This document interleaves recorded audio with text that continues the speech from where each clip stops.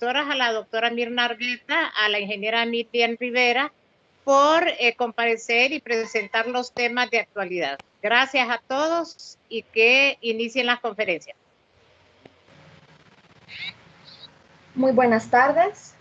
A todos los participantes y conferencistas les damos la bienvenida y agradecemos su presencia en esta conferencia de calidad del agua en momentos del COVID-19 y agua, pandemia, alimentos. Antes de comenzar, se darán algunas indicaciones. A todos los participantes se les pide que mantengan su cámara y micrófono apagados en todo momento, con el fin de evitar distracciones durante la conferencia. Si tienen preguntas en el transcurso de la misma, pueden hacerlas en el chat y al finalizar la conferencia se dedicarán unos minutos para responderles. A continuación, le doy la palabra a mi compañero Aldo Cárcamo, quien presentará a las conferencistas que nos acompañarán el día de hoy. Muy buenas tardes. Nuevamente darles las gracias a todos por participar de estas conferencias. Es muy importante pues que todos tengamos estas experiencias de personas que tienen una gran calidad profesional, que muchos han sido nuestros catedráticos. Espero que pues, como les digo, podamos sacarle provecho a esta experiencia. A continuación paso a leer hablar un poco sobre la ingeniera Miriam Rivera, quien es ingeniera química industrial por la Universidad Nacional Autónoma de Honduras. Sacó una maestría internacional en Administración y Dirección de Empresas de la Universidad Camilo José Cela en Madrid, España. Actualmente es catedrática del Departamento de Agroindustria del Centro Universitario Regional del Centro. Auditor interno de Sistemas de Gestión de Calidad del ISO 9001, ha sido auditor interno de Sistemas de Gestión Ambiental ISO 14000, auditor interno de Sistema de Gestión de la Inocuidad Alimentaria ISO 22000. Además, ha sacado un certificado en PSQI por parte de la FDA para asesorar el cumplimiento de la nueva Ley de Modernidad de Inocuidad. Además, cuenta con experiencia laboral como jefe de control de calidad en la planta de cervecería hondureña. Ha sido técnico cervecero, jefe de control de calidad de embotelladora La Reina, ha sido asesor técnico en la limpieza en el área de limpieza y desinfección industrial de CEK en Honduras, ha sido manager y asesor técnico en el área de tratamiento de aguas para CEK aquí en Honduras, ha sido catedrática y vicerrectora académica de la Universidad Politécnica de Ingeniería y además es especialista en gestión de calidad e inocuidad en el programa Implementando la Calidad y Competitividad de la Producción Agroalimentaria en Honduras, que es un proyecto desarrollado por el BID y la Escuela Agrícola Panamericana El Zamorano. Entonces, le damos la bienvenida a la ingeniera para que comience con su disertación. Muchas gracias por su participación, ingeniera.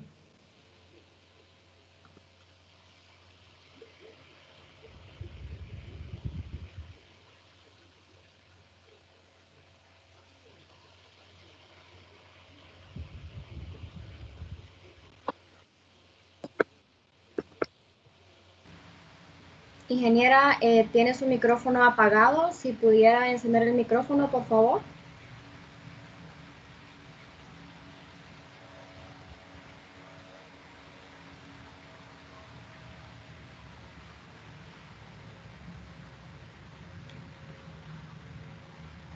Todavía, ok, listo. Ok, muy buenas tardes. Como ya me presentaron los muchachos, mi nombre es Miriam Rivera, pero creo que iba la ingeniera, la doctora Argueta primero. ¿O no importa el orden? No importa el orden, si quiere usted puede comenzar. Okay, perfecto. Bueno, vamos a comenzar entonces. Antes que nada, feliz día del estudiante. Espero que le estén pasando bien. El hecho de estar acá, pues, denota que sí quieren seguir estudiando, quieren seguir siendo estudiantes. Vamos a hablar un poquito del agua, la pandemia y los alimentos. Hay dos preguntas bien importantes en este momento. Una es que si se propaga el COVID-19 por el agua o en el agua. Y la otra es que si los alimentos pueden transmitir el COVID-19. Y contestando o la aportación que pueden dar al COVID-19 o la respuesta a estas preguntas, vamos a hablar un poquito de las buenas prácticas agrícolas y algunas recomendaciones que da la OMS o OPS a las instituciones responsables del agua. Y el OIRSA está dando algunas recomendaciones para el manejo de frutas y verduras y también para productos de origen animal. Entonces empecemos hablando un poquito de que si se propaga el COVID-19 en el agua. Según el Centro de Vigilancia y Protección de Salud de Irlanda, ha confirmado que el coronavirus no se puede transmitir en el agua potable y en las piscinas, siempre que estos medios sean adecuadamente tratados. ¿Qué quiere decir? Que siempre hay una excepción, o si algo nos falla en cualquiera de esos procesos, entonces ya sea el tratamiento de agua potable o en el de las piscinas, entonces puede que sí. O sea, la condición es que tiene que seguir el tratamiento adecuado. Según la OMS, aunque cabe la posibilidad de que el virus del COVID-19 esté presente en el agua potable no tratada, hasta ahora no se ha detectado dicho virus en las fuentes de abastecimiento de agua potable. Tampoco se ha detectado otros coronavirus en aguas superficiales ni subterráneas empleadas para el abastecimiento, por lo que el riesgo de presencia de coronavirus en los suministros de agua puede considerarse bajo. Entonces, esto da un poquito de tranquilidad, pero como les mencionaba al inicio, si no se cumplen los tratamientos adecuados, entonces sí corremos el riesgo. Así en forma general, que creo que la doctora Arqueta pues lo va a explicar mucho mejor, la parte de potabilización del agua, en forma general, tenemos nuestros depósitos de agua, pasan por un proceso de filtración, se le agregan algunas sustancias coagulantes y vienen los procesos de coagulación, floculación y decantación. Una vez que el agua ya se ha clarificado, entonces pasa por el proceso de filtración y aquí viene el punto importante, la adición del desinfectante. Normalmente, o lo que se utiliza en las plantas de tratamiento de agua, las que yo conozco aquí en Honduras, aquí en Tegucigalpa, y que son muy buenas, es el clorogás. Entonces, después de eso, obtenemos ya el agua desinfectada y pasa a la distribución. El agua que sale de las plantas de potabilización del SANA, como ser la de la represa Los Laureles o represa Concepción, pasa por todos los análisis, por todas las condiciones que debe tener un agua potable según la ley de agua. El problema está en los sistemas de distribución. O sea, el agua sale con todas las condiciones adecuadas para que nosotros la pudiéramos beber, al nomás salir de las plantas potabilizadoras, pero el problema está en nuestro sistema de distribución y cómo la almacenamos en nuestras casas. Entonces, para una desinfección centralizada eficaz, que es la que se hace en las plantas, los métodos habituales de tratamiento centralizado del agua que filtran y desinfectan, esta debería de inactivar el virus del COVID-19. Se ha demostrado que otros coronavirus humanos son sensibles a la cloración y a la desinfección con luz ultravioleta. Y según los datos que se conocen actualmente, no se ha detectado que los coronavirus sean más resistentes al tratamiento del agua que otros microorganismos, como el caso de la E. coli. Entonces, ¿qué quiere decir? Que si nuestro proceso, nuestro tratamiento de agua cumple con las condiciones o con las normas que debe tener, no vamos a tener, no se corre ningún riesgo porque esté presente en el agua. Pero esto quiere decir que debe tener una concentración residual de cloro libre, que debe ser al menos de 0.5 partes por millón, tras un mínimo contacto de 30 minutos y con un pH inferior a 8. Estos 30 minutos son indispensables, son necesarios como mínimo, porque si nosotros sacamos el agua antes de esos 30 minutos o la utilizamos, el cloro no ha hecho su acción desinfectante. Entonces puede haber algún residuo de alguno de los virus o bacterias que no queremos que estén presentes. Pues aquí en la figurita, solo para ilustrar un poco de que el agua ya entra filtrada y tal vez con algunos tipos, algunas bacterias o virus en este caso. Pero una vez que ya se le inyectó el clorogás, entonces ya el agua sale completamente desinfectada. En general, los virus con envoltura son más susceptibles a los desinfectantes comunes del agua potable que los virus sin envoltura, por lo que el tratamiento del agua potable con niveles adecuados de desinfectantes se considera efectivo para eliminar o inactivar el coronavirus. Cuando nos dice que es un virus con envoltura, es porque este virus tiene una capa de grasa, ya lo vamos a ver más adelantito, y son menos estables que los enterovirus humanos sin envoltura, cuya transmisión a través del agua es conocida, como los adenovirus, norovirus, rotavirus y el virus de la hepatitis A. Entonces, si nosotros en nuestro tratamiento de agua logramos eliminar estos virus que son más resistentes que el COVID, entonces, pues estamos asegurándonos de que no va a haber ningún problema. En un estudio se halló que otros coronavirus humanos sobreviven 2 días en agua del grifo desclorada y en aguas residuales hospitalarias a 20 grados Celsius. Estamos hablando en este caso que es agua que no tiene cloro.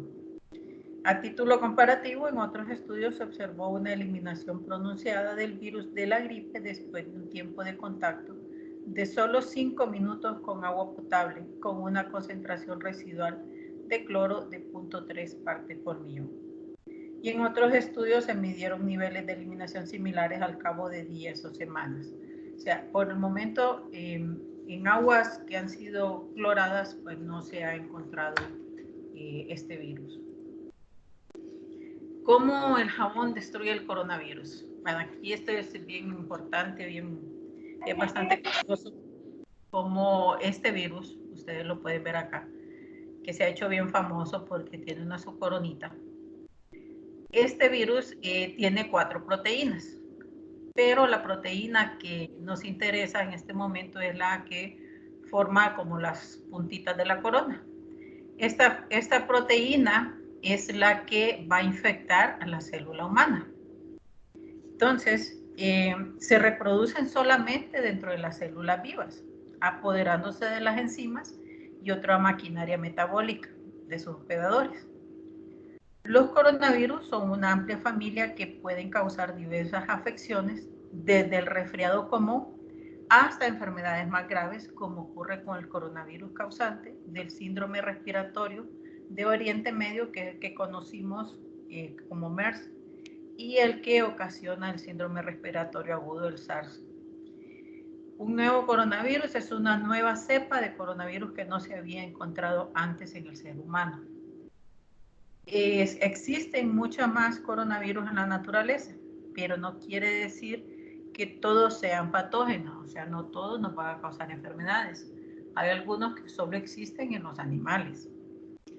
Los virus mutan, cambian su secuencia genética y esto es lo que causa que en un momento determinado pase de un ser vivo inocuo para la especie humana a ser infeccioso.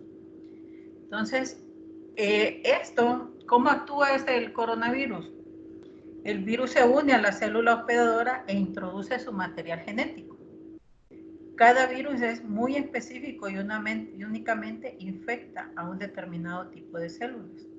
En el caso del SARS-CoV-2, se une a la proteína ECA2 que está presente en diversos tejidos del cuerpo humano, particularmente en la mucosa oral, considerada la principal vía de entrada a nuestro organismo. Entonces, ¿qué es lo que ocurre? Estas coronitas es la proteína que se va a unir a las células, a nuestras células, especialmente a las de la mucosa.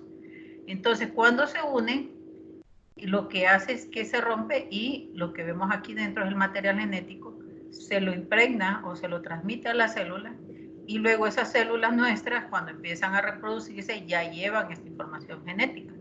Entonces, eso es lo que va causando la enfermedad. ¿Por qué nos insisten o por qué tenemos que hacer un buen lavado con agua y jabón? Y el jabón tiene que hacer suficiente espuma. Aquí tenemos la molécula de jabón que tiene la cabeza hidrófila, que es afín con el agua, y la cabeza hidrófoba, que es afín con los aceites. Entonces, recuerden que el jabón, su base es grasa. Entonces, cuando viene y esta molécula de jabón encuentra al coronavirus, su parte que es hidrófoba se va a unir a la capa lipídica o de grasa que tiene el coronavirus y logra romper. Entonces se van cayendo estas proteínas y ya estas se logran ir en el agua que estamos haciendo de enjuague. Entonces aquí cuando hace el rompimiento es cuando logra dejar abierto el camino para que los desinfectantes acaben con ella. Entonces, por eso nosotros necesitamos agua y jabón. Igual cuando preparamos los desinfectantes o el alcohol debe tener su parte de agua. Por ejemplo, si nosotros queremos usar solo alcohol al 90%, va a ser menos efectivo que el alcohol al 75%, porque necesitamos una parte de agua para que este proceso pueda realizarse y pueda eliminarse estas proteínas que es la que se va a desprender. La otra pregunta que les decía al inicio, ¿pueden los alimentos transmitir el COVID-19?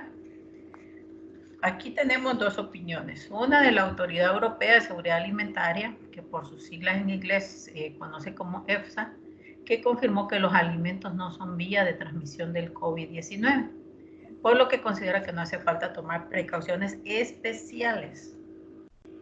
Y de acuerdo con las directrices más recientes de la OMS, que se basan en pruebas científicas actuales, el virus del COVID-19 se transmite por contacto estrecho a través de la gotícula expulsada por las personas infectadas al toser o estornudar o por contacto con fómites. ¿Qué son fómites? Son las superficies o artículos o material que va a servir para transportar el virus. Van a ver un montón de documentos donde dicen que el virus dura tantas horas, tantos días en ciertas superficies. Como esto es nuevo, no hay algo tan específico todavía, aparte de que el tiempo que dura el virus en una superficie va a depender temperatura, humedad y la condición de cuál superficie es que se ha impregnado. Entonces, hasta la fecha no se ha demostrado que los virus que causan enfermedades respiratorias puedan transmitirse a través de los alimentos o de los envases que los contienen. Los coronavirus no pueden multiplicarse en los alimentos. Información. Pues necesitan un huésped animal o humano para hacerlo. De acuerdo con las directrices más recientes de la OMS, se basan en las científicas actuales. Y el COVID-19 pues, no se puede transmitir a través de alimentos. Pero, como les mencionaba al inicio, y como dice acá también, que no requiere tomar precauciones especiales. Pero sí debemos de tener en cuenta algunas consideraciones. Dice que los coronavirus humanos infecciosos pueden estar presentes en las aguas residuales sin tratar, recolectadas de poblaciones donde esté produciendo una epidemia.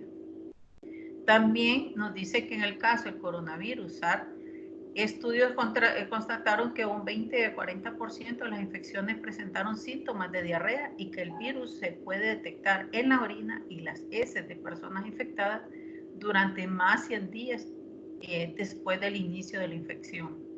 Justo ayer creo que salió una información en la que dicen que en las aguas residuales de Italia encontraron de unas muestras que estaban por ahí desde con fecha de febrero, enero, febrero, demostraban que el virus estaba en las aguas residuales antes de que realmente se diera a conocer de que ya estaba en el país. Entonces quiere decir que ya días como que anda el virus por aquí dando vuelta. También en la actual epidemia, según una publicación, la posibilidad de transmisión, existe la posibilidad de transmisión fecal oral del nuevo coronavirus, especialmente en áreas con falta de saneamiento. Entonces, aquí, esto lo que tenemos que tomar en cuenta es que sí puede estar presente en aguas residuales sin tratar, recolectadas de poblaciones donde está produciendo una epidemia. También la profesora Marion Nestle, emérita de nutrición del estudios de alimentos y salud pública de la Universidad de Nueva York y una de las autoridades mundiales en este campo, señala que hasta ahora no hay evidencia de que el coronavirus puede ser transmitido por los alimentos. Pero supongo que es teóricamente posible, dijo ella. Alguien que tiene el virus pero no muestra síntomas podría toser o estornudar mientras manipula alimentos crudos. Por el contrario, cocinar los alimentos debe matar el virus. Okay. Entonces aquí es donde vemos una observación que hace ella que dice que alguien que tenga el síntoma y que puede toser o estornudar mientras manipula alimentos, entonces lógicamente van a caer el virus sobre los alimentos que está preparando. Entonces, pero se supone que el manipulador de alimentos debe cumplir con las buenas prácticas de manufactura y no debería de ocurrir eso. Ahora, con la obligatoriedad de usar mascarilla, pues esperamos que esto pues ya no va a ser una posibilidad. Pero pensemos ahora en los alimentos que consumimos crudos. Por ejemplo, la lechuga, las fresas, las moras, que son productos que nosotros no podemos desinfectar con una solución de cloro porque se van a dañar. Entonces, ¿qué ocurre con estos alimentos? Y si nos vamos un poquito atrás a nuestro recolector, a la persona que lo está produciendo en el campo, entonces, ¿con qué agua estarán lavando ellos las frutas, verduras que después nos vienen a vender al mercado o en los supermercados? Entonces, ahí es donde hay que prestarle mucha atención porque esto puede impactar directamente en los alimentos. Si el agua ellos no la están clorando, tanto para la manipulación de los alimentos como para el uso del personal, entonces desde aquí puede venir la contaminación. Lógicamente, dentro de las buenas prácticas agrícolas, el agua o el tratamiento del agua se evalúa y se les pide, se les requiere de que ellos deben de clorar el agua. Pero ha sido un poco, en algunos casos ha habido un poquito como, hay mucha excusa, ha habido mucha excusa, que muy lejos el agua potable, que sale muy caro, que un dispensador no es fácil. Ya ahora ustedes han visto un montón de ideas que hay para poner un lavamanos portátil con sus accesorios. O sea, hoy no hay excusa. Entonces, las buenas prácticas agrícolas ahora deben de ser más estrictas con la seguridad del personal. ¿Por qué? Porque ya ustedes lo están viendo, pues si se enferma alguien de un área de recolección de frutas y verduras, entonces va a terminar contaminando a los demás compañeros y puede contaminar el producto. Entonces los requerimientos que ellos siempre han tenido en parte de la BPA es que debe tener agua potable, sus baños portátiles con los suministros adecuados, con su estación de lavado de manos, y ahora le agregamos o se le va a agregar el equipo de bioseguridad al equipo de protección para químicos que ellos deben de considerar. Y lógicamente en la higiene personal hay que ser un poco más estrictos. También aquí viene otro punto que eso pues tal vez lo tratamos después, pero y lo mencionaba el otro día el ingeniero Luis Evelyn, sobre los residuos de los baños móviles, de los baños portátiles. Y hay que saber dónde se va a tratar, porque si hay alguien contagiado, entonces eso no se puede manipular o no se puede tratar como un desecho normal. Entonces hay que tener mucho cuidado en esa parte con los baños portátiles, que también se utilizan bastante en las construcciones o en algunos proyectos, porque no hay facilidad de estarse movilizando, y sé que lo utilizan en algunas empacadoras que tienen producción en el campo para que su personal pues tenga facilidad, pero tienen que prestarle más atención a esa parte. También, como les mencionaba, aparte de las buenas prácticas agrícolas, va la inocuidad alimentaria, que realmente es una de las exigencias. Entonces, aparte del agua que están utilizando para el riego, Y lógicamente no le van a poner agua clorada para el riego porque daña los cultivos, pero hoy sí hay que ser más exigentes en mandar a hacer análisis del agua, de dónde viene, tener un poco más de cuidado en ese sentido. Y también ver con qué agua están lavando y desinfectando las cestas en las cuales se están poniendo los alimentos, tanto para transportarlo del campo a los puestos de venta como en los puestos de venta. Porque, como hablábamos anteriormente, el virus puede quedar en estas superficies plásticas y luego transmitirlo a los alimentos. Y esos alimentos los llevamos a la casa y bueno, ahí empieza otra vez el problema. Las buenas prácticas pecuarias. Bueno, en las prácticas pecuarias, aquí en donde hay que poner un poquito más de cuidado, por eso si se fijan la figura es en la recolección de leche. El manipulador, el que ordeña, el que manipula, limpia, desinfecta los yogos o los tanques de recolección y transporte de la leche, también tiene que tener mucho cuidado y saber con qué agua lo está haciendo. El análisis para determinar la cantidad de cloro del agua no le va a tomar ni 5 minutos. Hay unos kits que se pueden hacer por comparación colorimétrica o se puede hacer con unas tiritas. Esos fácilmente se compran, se adquieren donde venden accesorios para piscinas. O sea, eso no es difícil de encontrar. Y otro producto también que podría transmitirnos el virus es los huevos. Recuerden que los huevos, o sea, normalmente no se lavan cuando se van a... El único momento en que se pueden lavar es cuando ya los vamos a utilizar, porque si se lavan el tiempo antes, entonces como la cáscara es porosa, entonces vamos a contaminar el huevo con cualquier sustancia.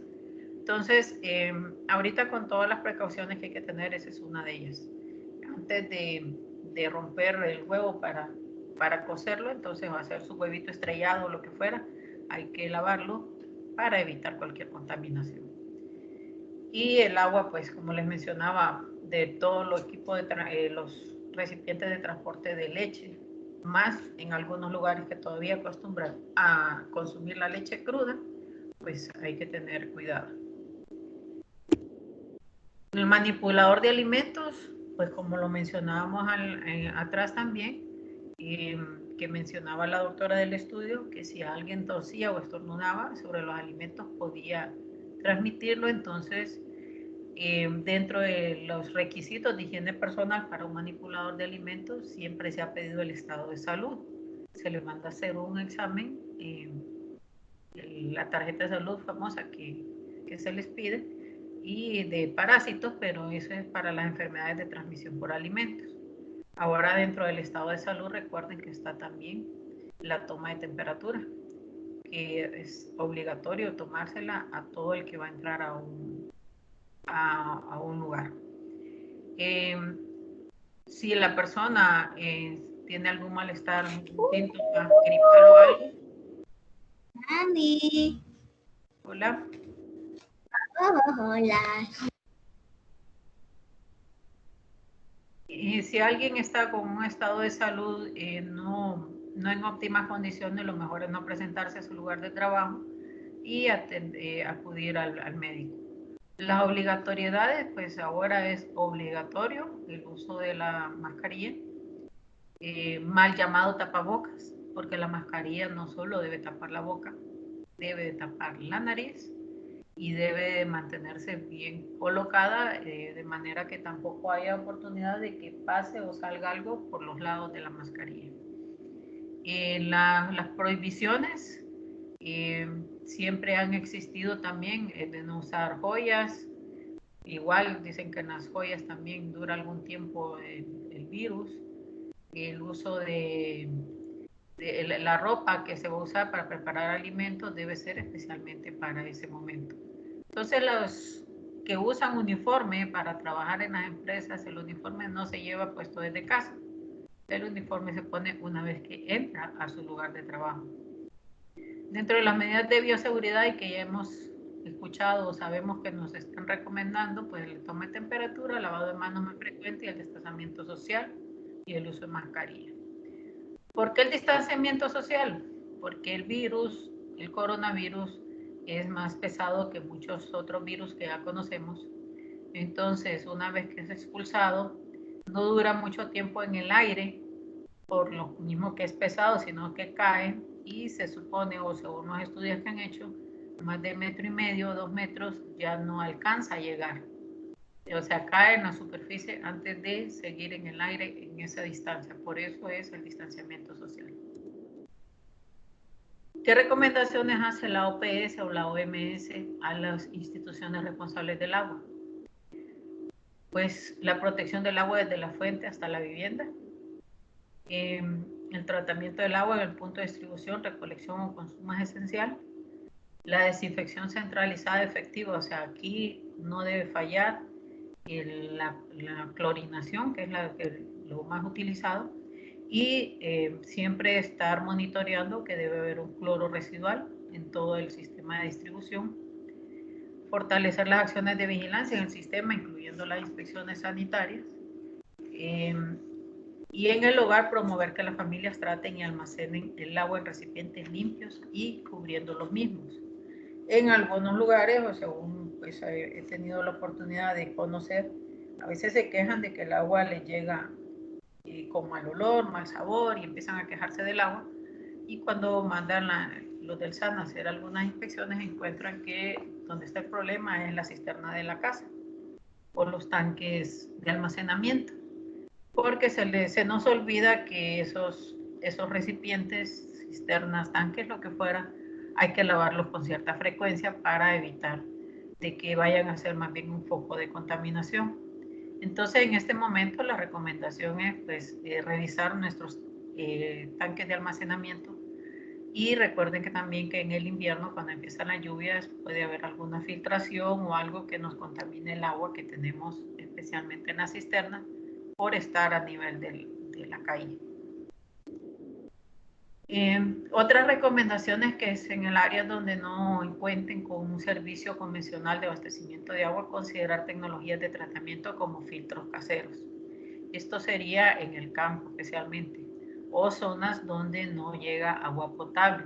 Bueno, hay algunas zonas que por su condición o por la estructura que tienen no logran llegar el agua potable, entonces se les recomienda pues algunos filtros caseros. Por ahí todavía existen algunos filtros de piedra que son muy buenos. Y en las comunidades sin sistema de abastecimiento, promover el hervido del agua, o como también han recomendado, recuerdan la campaña que hubo cuando estaba el cólera, de desinfectar el agua con el hipoclorito de calcio, que es el que viene granulado y normalmente está al 70%, o con cloro líquido comercial sin aroma, porque también ahora encontramos algunos cloros en los supermercados que tienen aroma porque se utilizan para lavandería. Entonces, aproximadamente un 5%. Y hay otros productos que es a base de plata coloidal. Siempre hay que asegurarse de dejar suficiente tiempo de contacto para que estos productos hagan su desinfección. No utilizarlos de inmediato. También asegurar prioritariamente el suministro de agua con cloro a los establecimientos de salud. Eso es importante y primordial. Aquí pues hay un cuadro de desinfectantes y sus diluciones con hipoclorito al 5%, que es el que normalmente encontramos en los supermercados en líquido. Si ustedes podrán observar, lógicamente vamos a tener concentraciones diferentes si es para desinfección del ambiente, si es para desinfección de ropas humanos, desinfección de cubetas de limpieza. Y aquí también aparece la solución de alcohol en gel, que es para la higiene de manos, que puede ser el isopropílico o el etanol. La recomendación es para utilizar en el cuerpo humano solamente son soluciones a base de alcohol.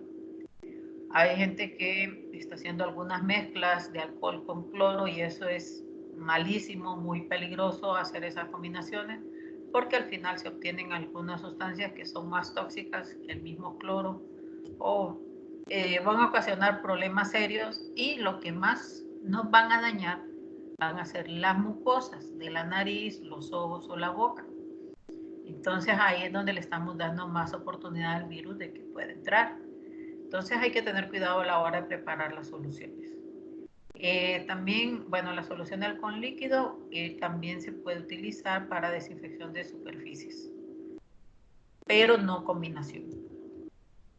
En las recomendaciones que está haciendo OIRSA para el manejo de frutas y verduras es el lavado de manos y utensilios como preparación previa al manipular frutas y vegetales, realizar el lavado de frutas y verduras en cuanto ingresen a la casa. Eso se ha estado haciendo también bastante conciencia de eso, que tenemos que lavarlos. Antes de comer, enjuague las frutas y vegetales frescos con agua del grifo, incluyendo los que tienen piel o cáscara que no se comen. O sea, ya los lavamos antes de ingresar, pero también antes de consumirlo, pues hay que darle otra lavada. La práctica de desinfección con sales de plata, yodo o solución clorada de las verduras debe de seguir realizándose de la misma manera, según sea la costumbre o los parámetros que tenga cada una de las empresas o restaurantes. Lávese las manos antes de pelar o cortar los alimentos. Y para el almacenamiento de los alimentos, recordar siempre que antes de guardarlos deberán higienizarse envase por envase. Para productos de origen animal, los productos como carne de res, ave, cerdo, pescado deben colocarse en contenedores adecuados de plástico, vidrio, cerámica o metal. Si llevamos productos cárnicos, por ejemplo, carne cruda o algo, vienen en bolsas del supermercado o algo, al no más llegar, pues lo ideal es traspasarlo a sus recipientes que usted va a tener en su casa, porque usted sabe cómo los ha lavado y todo, y desechar la bolsa que puede ser el contaminante. Y él puede que venga contaminado y luego pues se lava bien las manos. Los productos cárnicos que se empacan en envases herméticos, o sea, los que vienen empacados al vacío, debe de lavarse al llegar a la casa y antes de introducirlo a la refrigeradora. Si los productos los introducimos a la refrigeradora sin haberlo desinfectado por las bajas temperaturas, el virus puede durar más tiempo. Cuando desempaque su comestible, refrigere o congele la carne, el pollo, los huevos, los mariscos y otros alimentos perecederos máximo 2 horas después de haberlos comprado. O sea, a la hora de llegar a la casa, lo más recomendable es inmediatamente desempacar y guardar todo por el problema que pueden empezarse a descomponer, más los alimentos que son tan delicados como los mariscos, el pollo. Entonces, el riesgo es que pueda haber una combinación ahí de una ETA, una enfermedad de transmisión por alimentos, y con el virus sería una mezcla. Y las recomendaciones para limpieza y desinfección de superficies, pues lavar con jabón utensilios y superficies de preparación antes y después de manipular alimentos. Limpie y desinfecte regularmente los mostradores de la cocina usando un producto desinfectante disponible en el mercado o una solución de casera de cloro. De lo que les mencionaba, son 5 cucharaditas de cloro líquido al 5% para un galón de agua, o lo hace proporcional según la cantidad que va a preparar. Lógicamente, como esta solución es para limpiar superficies, no es la misma que vamos a utilizar para los alimentos. Para los alimentos ya vimos que son concentraciones más bajas. También limpiar y desinfectar cada día las veces que sean necesarias las instalaciones y espacios que se utilizan para preparar, almacenar alimentos. Aquí sí les puedo hacer una recomendación o les quiero hacer una recomendación. Si ustedes están en su casa, nadie entra, nadie sale, ustedes hicieron una limpieza inicial, limpiaron, desinfectaron y todo. Al estar preparando alimentos o al estar en la cocina o algo, si están lavándose con agua y jabón, no hay necesidad de que estén aplicándose alcohol gel. ¿Por qué? Porque más bien están corriendo riesgo porque el alcohol empieza a vaporizarse y si se acercan a una fuente de fuego, de calor, puede ocasionar quemaduras que ya se están dando también. Entonces, la recomendación, y como ustedes ya lo vieron, agua y jabón. Y la forma de lavarse las manos, tal como nos han estado enseñando. Con las medidas de protección básicas que ya nos han estado diciendo, pues el lavado de manos, como les mencionaba, con abundante agua y jabón. Si el alcohol cuando salimos, que andamos el desinfectante en alcohol, es porque no tenemos a la disposición el agua y jabón. Pero no quiere decir que este sustituye lavado de manos de agua y jabón. Si se van a poner guantes, también el lavado de manos debe ser el mismo, como que si no se lo van a poner. Y una vez que ya los guantes los están utilizando, también se van a estar lavando como que no los tuvieran. Entonces, el usar guantes hay que considerarlo porque la verdad no es... Al toser o estornudar, cúbrase la boca y la nariz con un pañuelo y luego lávese las manos con agua y jabón y utilice desinfectante de manos. Si no dispone de pañuelo, tosa o estornuda en el codo flexionado, mantenga una distancia de 1.5 a 2 metros entre usted y las demás personas. Evite tocarse los ojos, nariz y boca, ya que las manos tocan muchas superficies que pueden estar contaminadas por el virus. Pueden transferir el virus de las superficies a sus mucosas. Entonces, aquí les pongo algunas referencias, tanto de la FAO, que es este último enlace. Hay muchísima información para lo que ustedes quieran investigar. Y esta es la información oficial. También OIRSA tiene algunos documentos muy buenos para la manipulación de alimentos. En resumen, el mensaje que les quiero dejar es siempre, nos han dicho que tenemos que tener cuidado con lo que consumimos en la calle. Ahorita hay que tener mucho más cuidado, especialmente con los productos, con los alimentos crudos, como ser las ensaladas, las frutas, como que que compramos en algún lugar, en algún puesto y nos la vamos comiendo o llegamos a la casa y se nos olvida lavarla. Entonces, ese es porque no sabemos las condiciones con las que han sido manipuladas. Otra, en estos días han aparecido un montón de puestos donde están vendiendo comida por la misma necesidad de la gente de vender, de hacerse de sus ingresos, pero si ustedes miran a su alrededor no tienen dónde lavarse las manos, entonces ¿qué garantía nos dan? Entonces estas son algunas de las recomendaciones que yo les puedo dar. Prestar mucha más atención ahora a la preparación de alimentos y también al agua. Pónganle atención al agua en su casa para que no vayamos a enfermar y siempre tener presente a la hora de preparar alimentos. Entonces, esta es mi exposición, mi presentación del día de hoy. Creo que las preguntas quedan para el final, ¿verdad? Sí, ingeniera, muchísimas gracias. Precisamente eso, recordarle a todos los participantes que pueden ir haciendo todas las preguntas que tengan por el chat y al final del ciclo de conferencias pues vamos a estar haciendo lectura de las mismas para que usted y la doctora Mirna pues puedan responderlas.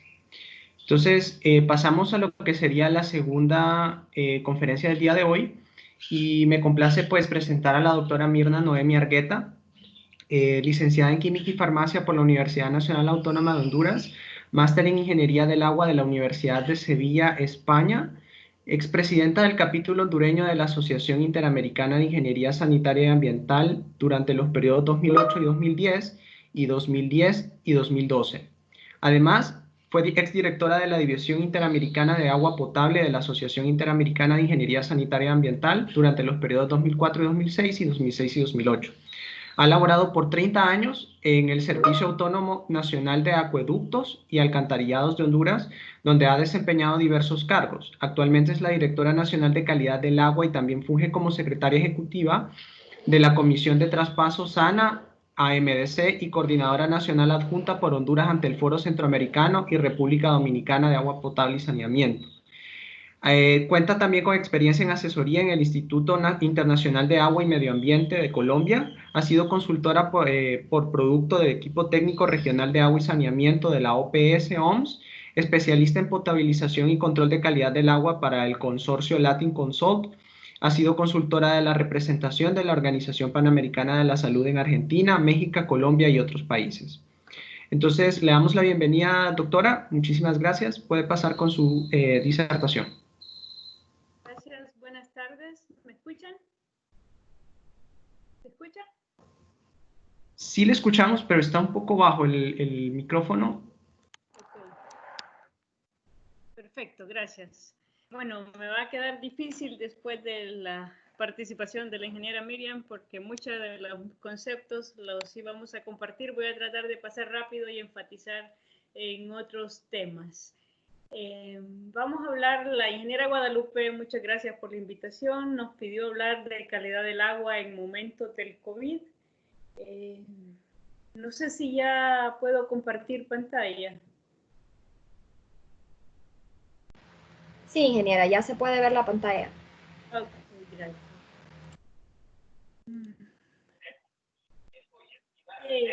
En este momento las empresas de agua y saneamiento estamos con un rol relevante, pese a que nosotros como sector no aparecemos en las 10 prioridades del gobierno. El sector agua y saneamiento para el control de esta pandemia es un pilar fundamental, pero se requiere que los servicios sean gestionados de forma segura, garantizando el cumplimiento de la normativa nacional. En Honduras tenemos una norma nacional de calidad del agua que data del año 1995. Como comprenderán, ya deberá ser actualizada.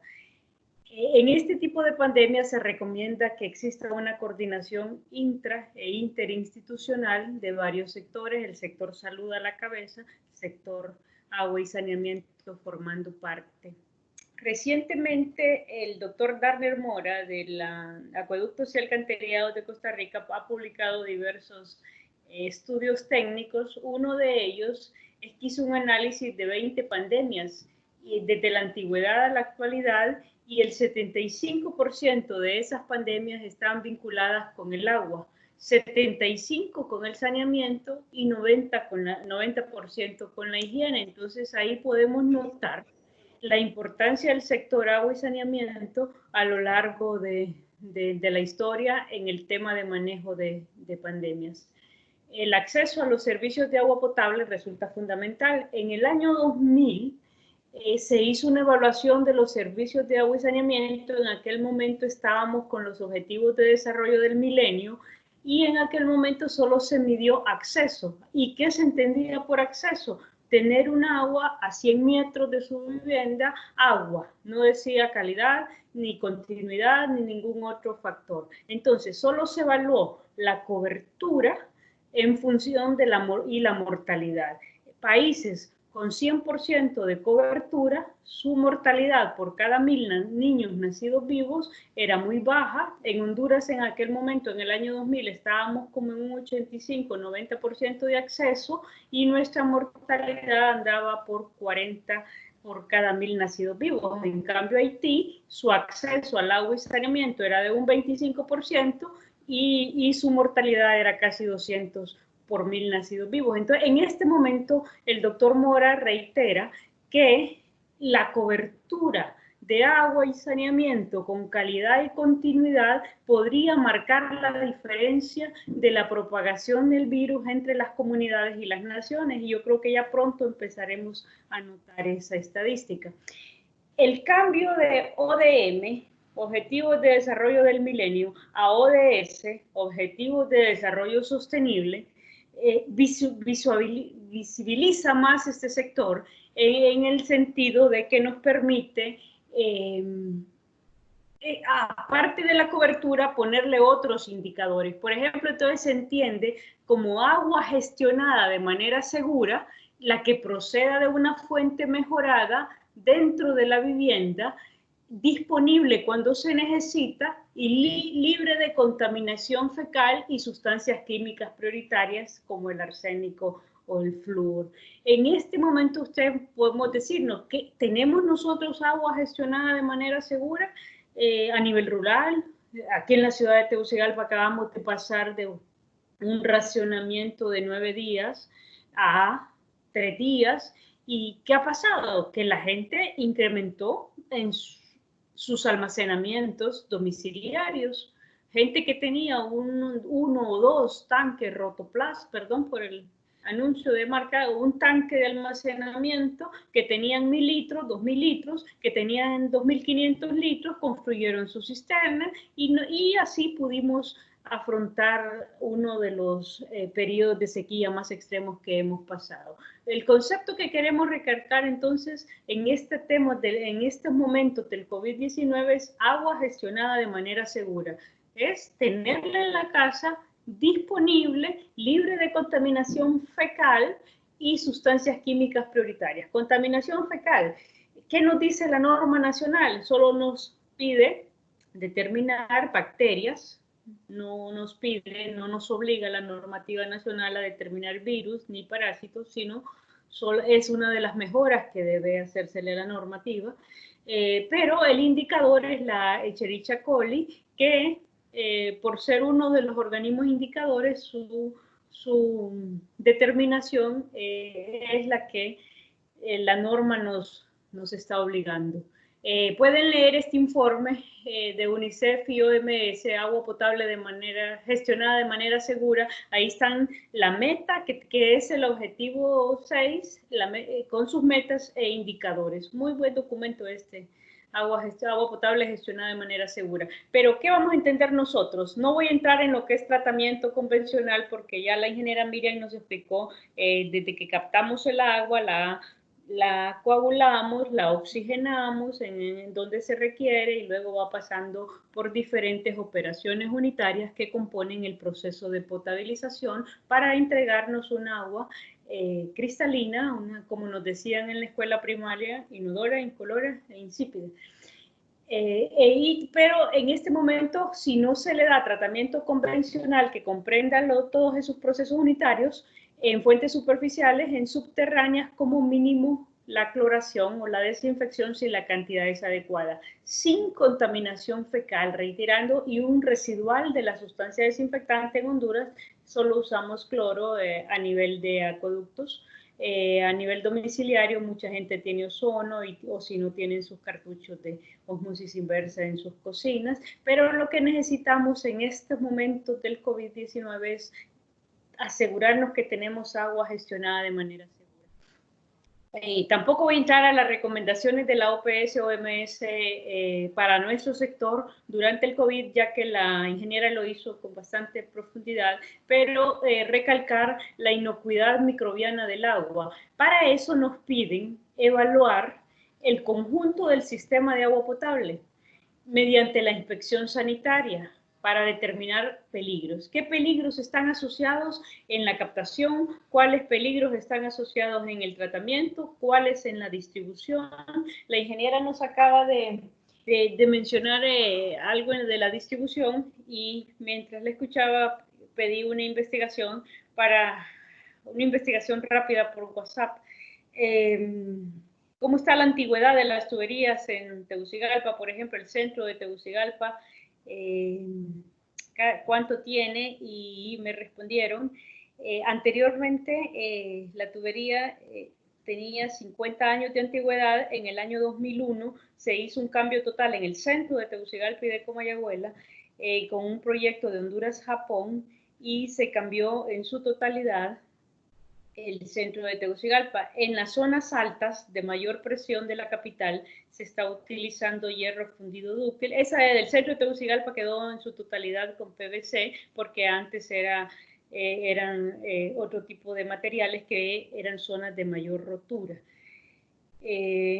Toda la parte de Tegucigalpa con zonas de alta presión ya prácticamente es una tubería que tiene menos de 20 años. Pero sí estamos de acuerdo con que el mayor riesgo lo vamos a encontrar en la red de distribución. ¿Qué más recomienda la OMS? Determinar las medidas de control necesarias para reducir y eliminar peligro.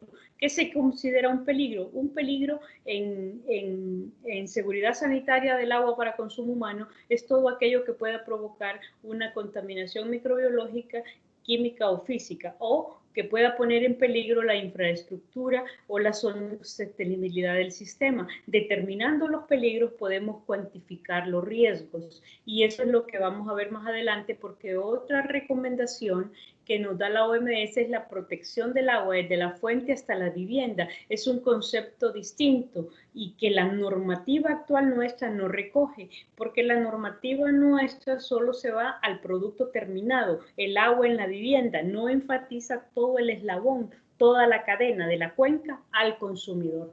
También, esto ya lo dijo la ingeniera, el tiempo de contacto mínimo de 30 minutos, el pH, y que debemos que garantizar cloro residual en todo el sistema de distribución, desde la salida de la planta, las estaciones elevadoras, los tanques de almacenamiento y las viviendas. Acciones de vigilancia sanitaria, les puedo decir que en esta época de pandemia lo que más hemos incrementado es el control de calidad, que lo hace el prestador, en este caso Sana, Aguas de Ciguatepeque, Aguas de Comayagua, la municipalidad, entidades desconcentradas o las juntas de agua. La vigilancia sanitaria pues no la he visto muy fortalecida. Implementar y evaluar el riesgo mediante los planes de seguridad del agua. Lo puse ahí recalcado porque me voy a concentrar un poco más en esto en la parte más adelante de la presentación. ¿Qué es un plan de seguridad del agua? Nace el 2004 basado en los análisis de peligros y riesgos, que es una metodología de la industria alimentaria, la metodología HACCP por sus siglas en inglés. Y de ahí viene, entonces se tomó decir, traslademos el concepto de inocuidad de los alimentos al sistema de agua, desde que la producimos hasta que el usuario la consume. Entonces la OMS recomienda en esta época de pandemia y evaluar el riesgo de los sistemas basado en la metodología de planes de seguridad del agua. Ya voy a entrar en detalle qué es un plan de seguridad del agua. En el hogar, la OMS también nos dice pues que el almacenamiento debe ser almacenamiento seguro y el tratamiento donde no se cuente, ya lo dijo la ingeniera. En comunidades donde no hay agua, las recomendaciones que ella ya nos dio y los establecimientos de salud. Nosotros se supone que las empresas de agua debemos garantizar el suministro de agua donde no hay por red de distribución con carros cisternas, y ustedes pudieron ver en esta época de sequía cómo el abastecimiento por carros cisternas a casi 300.000 personas que habitan en la periferia de la ciudad, pues se incrementó. Si el agua se distribuye por carros cisternas, nos dicen que tenemos que tener entre 0.5 y 1 miligramo por litro de residual, y la promoción de la salud. Este es uno de los documentos que la OMS, la ingeniera ya nos dio los sitios donde encontrarlos, pero este es exclusivo para las instituciones responsables de agua. Y les puse en la presentación todas las fichas técnicas que la OMS, OPS, OMS han hecho en el tema de salud ambiental. Luego, ¿cuál es el riesgo de transmisión? La ingeniera ya nos dijo, entonces rapidito, si el agua tiene cloro residual, el agua potable, pues el riesgo de transmisión es nulo. En las aguas residuales se considera que sí, aunque el virus está presente, se excreta. En las heces es poca evidencia de la infectividad del mismo, por lo que el riesgo es bajo. En aguas de playas, la misma salinidad del agua, el mismo cloruro de sodio y biocida, entonces también lo consideran nulo. En las aguas de ríos, hay ríos y lagos, en agua dulce, pues otros coronavirus se encuentran presentes en el agua y la transmisión ahí se considera moderada. Piscinas, pues ustedes van a saber que el cloro residual siempre va a ser alto y el virus se inactiva, por lo que también es nulo. Voy a pasar esto rapidito. El agua potable, pues consideramos que, ya le explicó la ingeniera que es un virus envuelto, no voy a entrar en detalles, entonces no sobrevive en el agua, lo que permite inactivarlo o eliminarlo de manera eficiente. Aquí había listado una serie de tratamientos en base a filtración rápida. ¿Cuál es la diferencia entre la filtración rápida y la filtración lenta? La tasa de filtración, diferentes tipos de medios filtrantes, entonces, ¿cuál es el porcentaje de remoción que tenemos en el caso de bacterias, virus? Y ahí es donde tenemos que encontrar los condicionantes. Podemos remover un 99% si la coagulación es óptima. ¿Qué es la coagulación? Es el proceso cuando le agregamos al agua el sulfato de aluminio, un agente coagulante, para formar una partícula grande que atrape toda la turbiedad del color que el agua tiene Hay coagulación por barrido o diferentes tipos de coagulación dependiendo de la planta potabilizadora, pero tiene que ser óptima. En cambio, en la filtración lenta, la remoción puede ser mayor, pero la tasa de filtración, la calidad del medio filtrante, el acolmatamiento, hay un montón de condiciones que tenemos que estar viendo para que se elimine en un 96-99%, también con tierra de diatomeas. Ya, la nanofiltración, la microfiltración, ahí prácticamente tenemos, si la integridad de la membrana se conserva, podemos eliminar hasta un 99.9%. Pero en rojo ahí van a ver que la desinfección se logra un 100% de remoción, pero hay que tener en cuenta lo que hablábamos antes de turbiedades menores de 0.1 GNTU, unidad nefelométrica de turbiedad, o el pH controlado. La eficacia de la desinfección con cloro para lograr inactivar, ahí vamos a ver diferentes tipos de organismos con presencia en el agua. Tenemos bacterias, la E. coli, algunos virus, obviamente el coronavirus, falta estudiar este nuevo virus, entonces necesitamos determinar todavía el valor de CT. ¿Qué es el valor de CT en temas de tratamiento de agua? El tiempo de contacto, a qué pH, qué concentración de cloro, cuál es el tiempo mínimo que necesito para inactivar o remover. En este caso, pues, con este virus tenemos que estudiar más. Pero a donde quiero llegar, ¿cuál es el mejor tratamiento de agua potable? El mejor tratamiento es cuidar la fuente. Miren ahí este cuadro de la OMS, de las guías para la calidad del agua potable en su versión anterior, llegábamos por la 4ª edición. En ese momento nos decía la E. coli como indicador. Si hay en una cuenca protegida hay menos de 20 E. coli, solamente con desinfección. Pero si hubiese una cuenca con alta contaminación fecal, donde la E. coli está de entre 2.000 y 20.000 colonias por 100 ml, ocupamos filtración, desinfección más un tercer proceso. ¿Cuál sería? La coagulación, porque vimos en los acetatos anteriores que la coagulación eficienta los procesos siguientes. Y si la contaminación fecal es muy alta, mayor de 20.000 E. coli por 100 ml, no se recomienda como fuente de agua. ¿Dónde creen ustedes que están la mayor cantidad de los ríos de Honduras? Probablemente en este rango. Y algunos, como el río Choluteca, la salida de Tegucigalpa, pero se encuentra en este rango. La gran ventaja del río Choluteca es que a la entrada a la ciudad de Choluteca ha recibido tanta oxigenación que su calidad ha mejorado. Pero al final hay una señora doctora que se llama Henga Langorchev, una búlgara que es redactora de las guías de la OMS, que concluye: el mejor tratamiento del agua es cuidar la fuente. Y la adecuada selección de la fuente de agua es la que nos va a permitir reducir la contaminación e incrementar la eficiencia del tratamiento.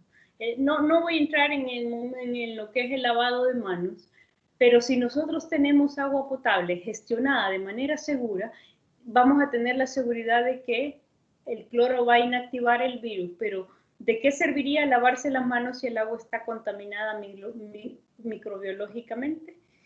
Entonces, la conclusión aquí es que sí, lavarnos las manos, pero con agua y jabón, y agua verdaderamente tratada.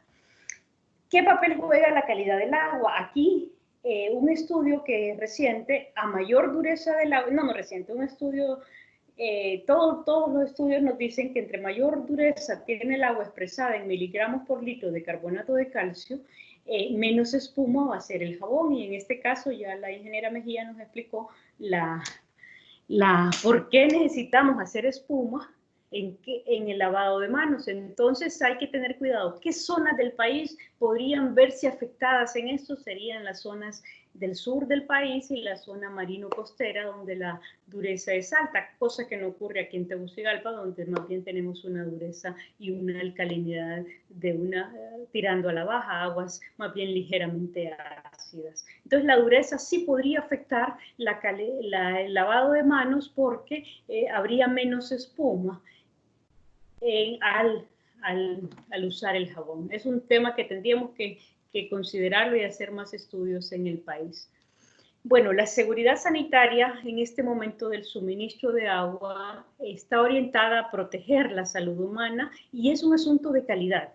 ¿Qué nos exige? Normas de potabilidad. ¿A qué nos referimos con normas de potabilidad? Buenas prácticas operativas en las plantas potabilizadoras, buenas prácticas operativas en el mantenimiento. En esta época se incrementa la rotura de tuberías, principalmente en zonas de alta presión, y ahí es donde el agua puede tener alguna susceptibilidad de contaminarse. En este otro tema, la población debe volverse vigilante de la calidad del agua que recibe. El año 2019, apenas el 5% de los reclamos recibidos tenía que ver con la calidad del agua. La gente protesta porque no le llega o por el costo. Y dado que tenemos uno de los costos del agua más bajos de Latinoamérica, aún así, la gente no reclama por el agua. Es una cultura. Tenemos que empezar a exigirle a nuestros prestadores agua de calidad. Y más bien la gente y en esos 5% de reclamos, la gente se quejaba que le sentía mucho cloro, que es algo por el cual no se debería reclamar. Bueno, nunca nos vamos a pasar del tope máximo que dice la Organización Mundial de la Salud, que es hasta 5 partes por millón, porque ya organolépticamente lo percibiríamos con nuestros sentidos, entonces, y no es viable de ninguna línea económica también. Entonces, siempre el cloro se maneja entre 0.5 y 1 en la red de distribución, que son las recomendaciones que la OMS 500 años antes de Cristo, Hipócrates ya nos había dicho que hay que estudiar las aguas atentamente, saber si son turbias, si son blandas, si son duras, si son salobres, si se puede cocinar con ellas o no. Y al final él decía si el terreno es desolado o deficiente o arbolado y bien provisto. En este caso es una indicación de que hay que cuidar los bosques. El mejor tratamiento del agua es cuidar la cuenca. Este año, con los incendios forestales en la zona de la cuenca del Picacho, pudimos experimentar diferentes momentos donde la calidad se altera. Entonces, ahí es donde la población también necesitamos actuar. Voy a cambiar, pasé muy rápido aquí, porque quiero compartir a lo que quiero entrar, es a compartir. No lo iba a hacer, hablar de los planes de seguridad del agua, este es uno de mis hobbies. Si alguien me dice cómo voy de tiempo, lo agradezco. ¿Qué es un plan de seguridad del agua? Es una metodología que nos permite evaluar e identificar y priorizar los peligros y riesgos asociados a los sistemas de agua, desde la cuenca al consumidor. Es ver el sistema de agua de una forma holística, contrario a un enfoque tradicional donde se enfatizaba el control del agua solamente, nosotros decíamos, nos interesa antes de entrar a la vivienda para ver que cumpla la calidad o que cumpla la normativa. Este es un elemento de un sistema de agua y este es el enfoque tradicional. Desde el momento que la capto, diría yo, en el embalse rodadero es la captación, luego el tratamiento, el almacenamiento y nuestro control era antes de entrar a la vivienda. El enfoque del plan de seguridad del agua desde la cuenca. Me interesa saber aquí si hay residuos sólidos, si hay descargas de aguas residuales domésticas, si hay descargas de aguas residuales industriales. En la cuenca de los Laureles, en la cuenca de Guasarique, alrededor de 20 instalaciones militares, alrededor de 15 industrias, un seminario, etcétera, etcétera. Entonces, todo eso, antes nosotros tenemos un cuadro básico de medicamentos, cuadro básico de reactivos usados en la potabilización del agua. Ese cuadro básico ya cambió. Y ahora se adicionó el carbón activado y hay un proceso más para eliminar otras sustancias que no estaban y que cuando se diseñó la planta no estaban concebidas. Entonces cambiamos de un enfoque tradicional a un enfoque de plan de de seguridad del agua. Identificar y priorizar peligros y riesgos en los sistemas. ¿Desde dónde? De donde el agua nace hasta donde finaliza. ¿Ligado a qué? Al análisis de riesgo, a barreras múltiples y a una buena práctica en operación y mantenimiento. La estrategia de barreras múltiples empieza igual desde la cuenca, seleccionar la mejor fuente, hablar con los agricultores, hablar con los ganaderos, si hay minería, hablar con todos esos para tener un manejo adecuado de excretas y aguas residuales, un tratamiento del agua diseñado, no estándar, no es el mismo para todos los ríos, no todos los ríos tienen la misma calidad, el tratamiento del agua particularizado de acuerdo a cómo se comporta el agua en un ciclo estacional, no solo cómo se comporta cuando voy a hacer el aforo, como era el diseño de los acueductos rurales, que yo les digo ayer, precisamente ayer hablamos en un curso de diseño,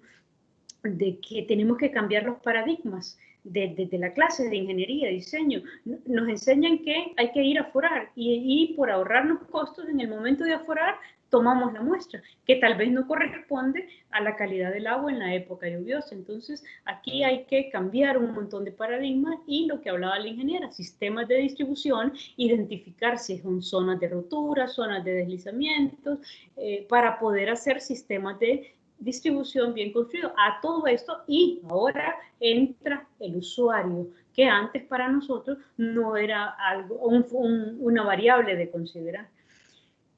Entonces los planes de seguridad del agua son una garantía de calidad. Prevenir antes que curar, un enfoque comprensivo, un enfoque más holístico versus el enfoque tradicional, curar, sino que ahora anticiparnos a lo que puede fallar. Tenemos que conocer y es complementario con el HACCP, con el ISO y con la estrategia de barreras múltiples. No voy a entrar a lo que es HACCP, pero ¿qué no es un plan de seguridad del agua? Un nuevo concepto. No, ya todos lo sabemos, solo es que incorporamos el riesgo sanitario de los sistemas. Empezamos a ver qué puede fallar aquí y cómo me anticipo a resolverlo antes que falle. No es un documento, porque sino que es cambiar la rutina al operador de la planta. ¿Por qué lo hace así? No, tiene que hacer, porque así lo aprendí del que me capacitó y probablemente el que me capacitó era otro operador que ya estaba por salir y no tenía tiempo. No, es un enfoque distinto. No es que solo se hace una vez. El plan de seguridad del agua es un instrumento vivo, es un traje a la medida. No van a haber dos planes de seguridad iguales aquí mismo. No es el mismo el de Los Laureles que el de Picacho. No va a ser el mismo el de Tegucigalpa que el de San Pedro Sula, porque depende de la fuente. Y tampoco es una carga adicional, se basa en lo que ya estamos haciendo. Es hecho a la medida. ¿Por qué lo necesitamos? Porque necesitamos introducir al abastecimiento del agua el concepto de riesgo. Necesitamos saber anticipadamente cuáles son los problemas. Si yo hago un muestreo el día de hoy, el agua se contamina hoy, en lo que yo vaya a recolectar el agua, se realice el análisis, yo puedo decirle a la población una notificación hasta el día 11 de cuándo ocurrió. En cambio, este es un enfoque reactivo y no podemos saber qué salió mal. Y los resultados de las pruebas, miremos ahorita lo que está pasando, las pruebas cuánto tiempo llevan de retraso. Igual nos puede pasar en el agua, que la capacidad del laboratorio esté limitada, se toma la muestra. Bueno, en el caso de la bacteriológica, no, de la que es para determinar E. coli, no, porque es 6 horas y hay que hacer el análisis. Pero en otros, si fuera otro tipo de contaminación, uno preserva la muestra y va haciendo el análisis cuando tengo un buen número. En el caso de metales pesados, nosotros hacemos, por ejemplo, recolectamos las muestras y las vamos haciendo 1 o 2 veces al año por el tema de los gases. Entonces es igual, en el PSA no me puedo confiar al resultado laboratorial. Tengo que anticiparme a hacer una inspección sanitaria y a poder conocer el sistema. Entonces, con un plan de seguridad del agua, tengo más confianza en pruebas sencillas y me va decreciendo la confiabilidad en lo complejo. Aplica desde un sistema rural hasta de que solo sea de 4 componentes, o un sistema de captación de agua lluvias, a un sistema de agua subterránea, a un sistema más complejo, que tenga grandes presas, líneas de conducción, plantas potabilizadoras. El PSA detecta los peligros y cuantifica los riesgos. Tiene tres grandes objetivos: minimizar la contaminación de la fuente, eliminar la contaminación durante el proceso de tratamiento y prevenirla durante el almacenamiento. La ingeniera Miriam nos decía que a veces llegamos, cierto, muy verídico, gracias por ese aporte, llegamos a las casas y póngale que es una urbanización que se construyó después del huracán Mitis. Y lo digo este ejemplo porque fue una casa donde fuimos y le digo a la señora, pero la cisterna, no, es que esta casa ya me la dieron con cisterna y con tanque elevado. ¿Y desde cuándo? Uy, desde antes del Michigan. O sea, ¿y cuántas veces la ha lavado? Nunca. Entonces, ahí, el plan de seguridad del agua va a contemplar eso, prevenir la contaminación de cómo la almacenamos nosotros en nuestras cisternas, en nuestros tanques, y cómo la almacena la población, para cuantificar esto.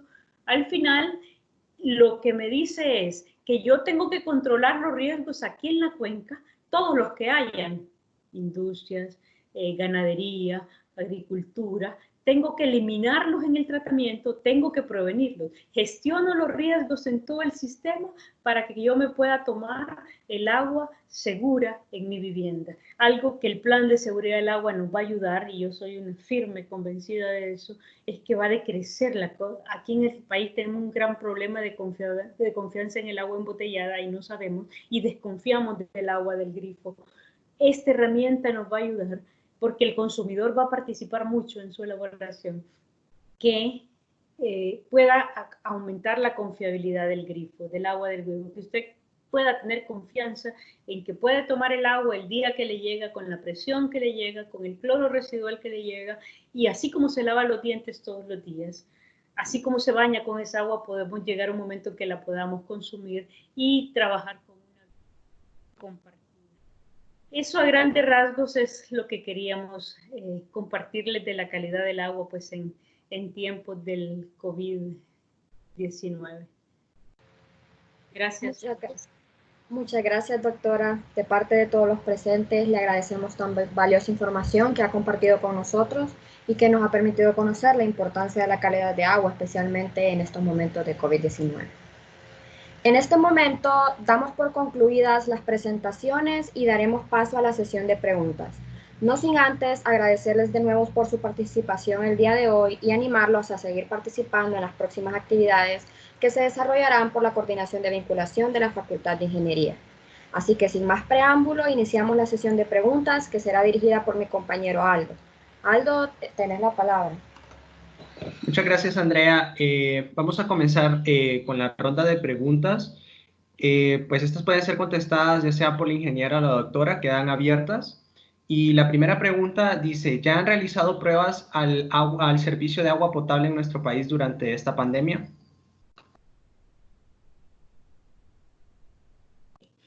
Tenemos, bueno, al inicio, el SANA, 800 personas del acueducto Tegucigalpa nunca han dejado de trabajar. ¿Quiénes son ellos? Los operadores de planta, los vigilantes de las presas, los operadores de las plantas, los jefes de planta, el jefe de distribución, todo el departamento de operaciones, todo mantenimiento. Entramos en la pandemia en una sequía completa y luego ya en estos últimos semanas de mayo, ya a mediados de mayo, pues pasamos de una sequía extrema a un invierno bastante copioso, ¿verdad? Entonces, esas 800 personas que estuvieron trabajando, también dentro de ellas estaban algunos técnicos de laboratorio. En cada planta potabilizadora hay un laboratorio de control de proceso.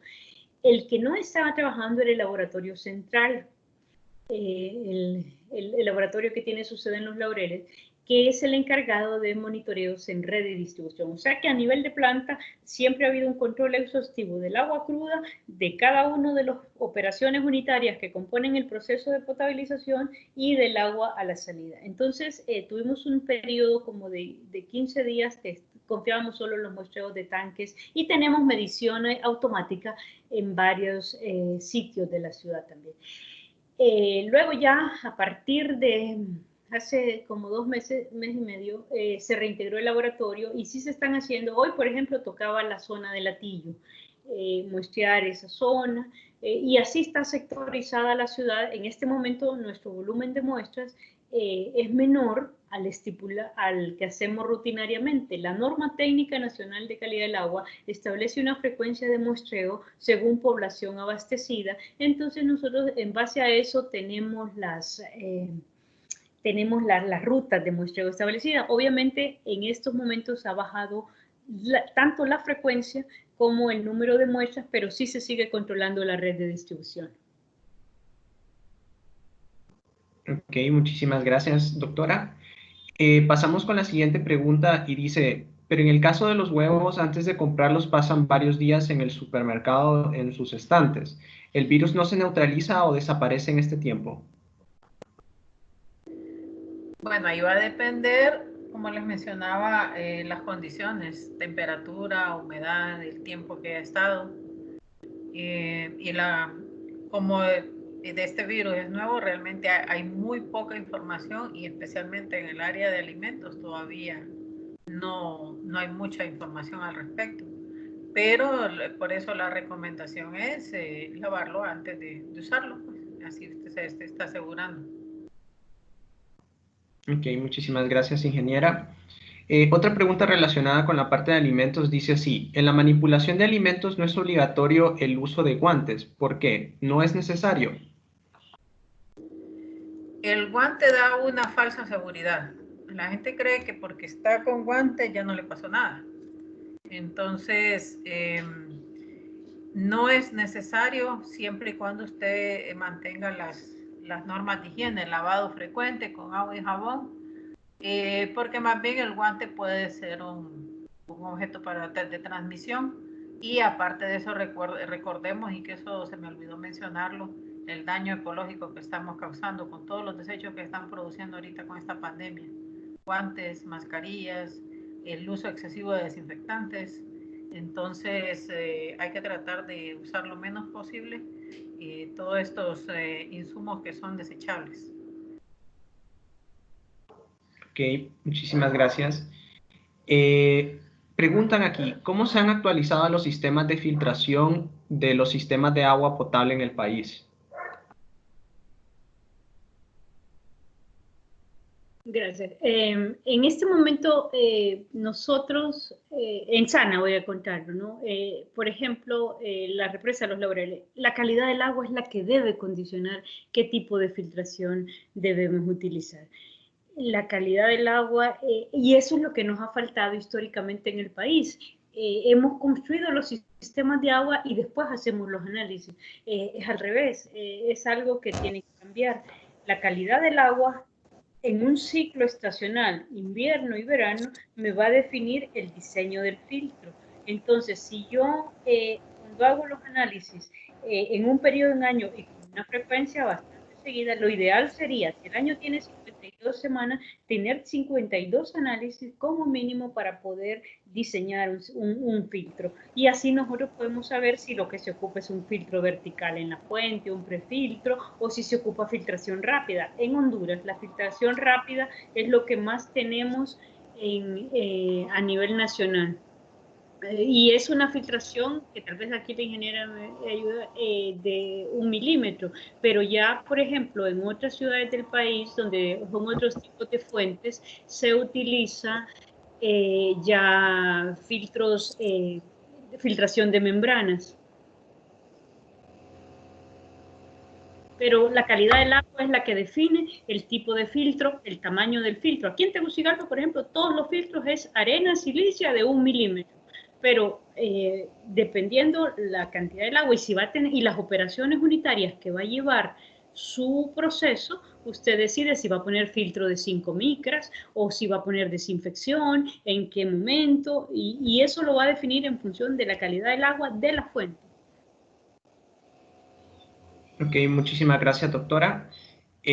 Preguntan aquí, ¿cuáles son las medidas que el SANA tiene planificado implementar para mejorar el tratamiento de agua potable, así como de aguas residuales?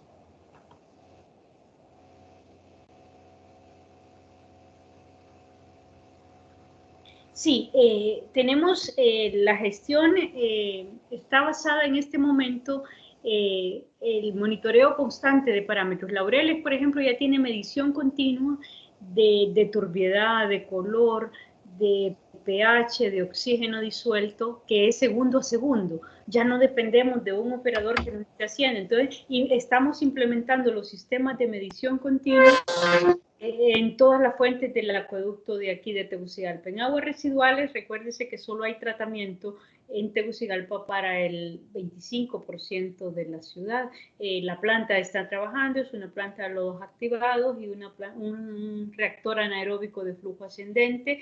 En lo que queremos avanzar, que Costa Rica nos lleva un tiempo, que al grado que la determinación del COVID-19 se está usando como herramienta epidemiológica ya, porque están monitoreando diferentes colectores en diferentes zonas y de acuerdo a la prevalencia y logran ellos. Nosotros no estamos en el montaje, estamos haciendo las investigaciones de equipo y de técnicas para ver si podemos en la planta que está en el Boulevard Kuwait, ahí, que es una planta de aguas residuales, implementar la técnica para detección del COVID. Pero nos va a tomar todavía un poquito más de tiempo. Ok. Otra pregunta aquí dice, ¿cómo garantizar la calidad del agua de empresas dedicadas a la extracción, purificación, envasado y distribución como una normativa tan escasa en indicadores y criterios de calidad?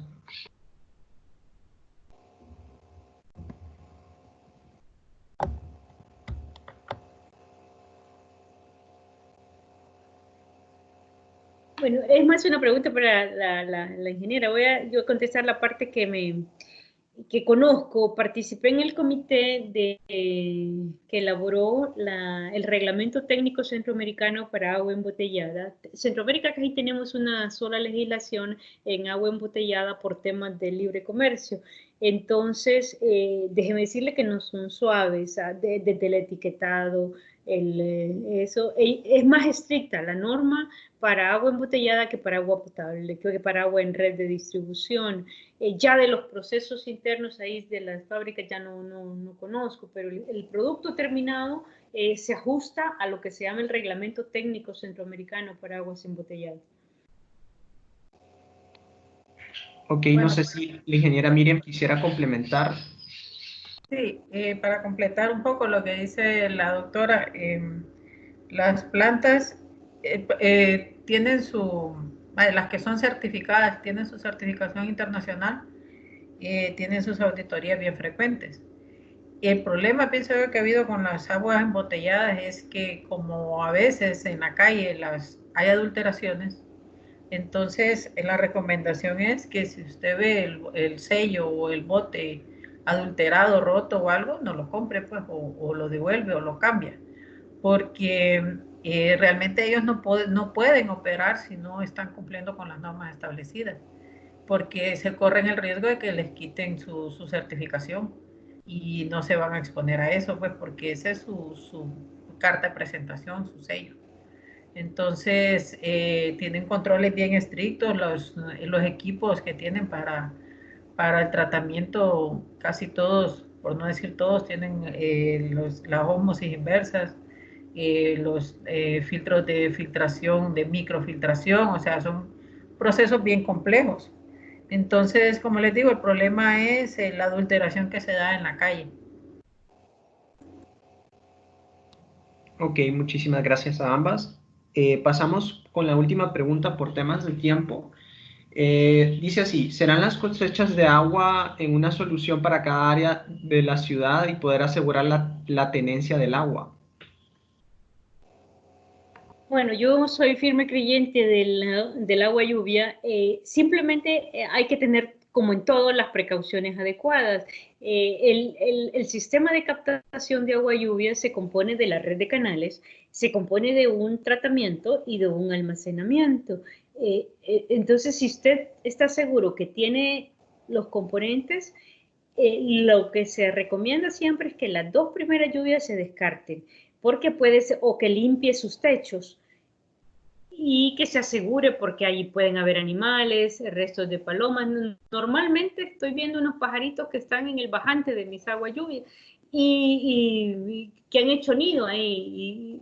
Entonces es igual, hay que tener cuidado, porque si hay algo que tiene parásitos y tiene contaminación microbiana es las heces de las aves, ¿verdad? Entonces hay que tener muchísimo cuidado. Y ahora los nuevos sistemas de captación de agua lluvia vienen equipados con filtros. Asegurarse de tener la cadena. Capto, la captación, está entrando Guadalupe ahí, parece. Captación, la captación, el sistema de canales de captación, el sistema de tuberías para eso y el almacenamiento, el tanque.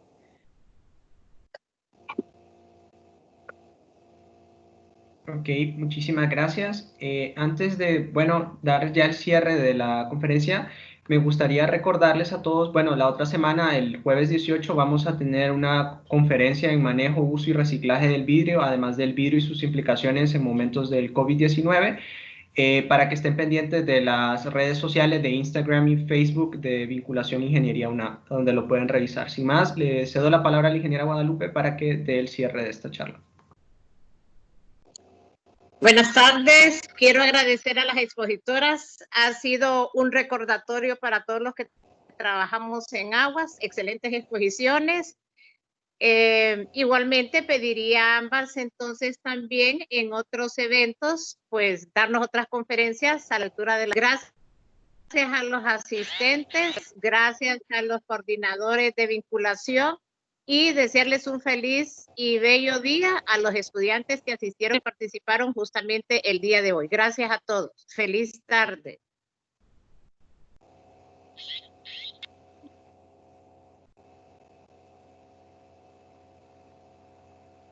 Aldo.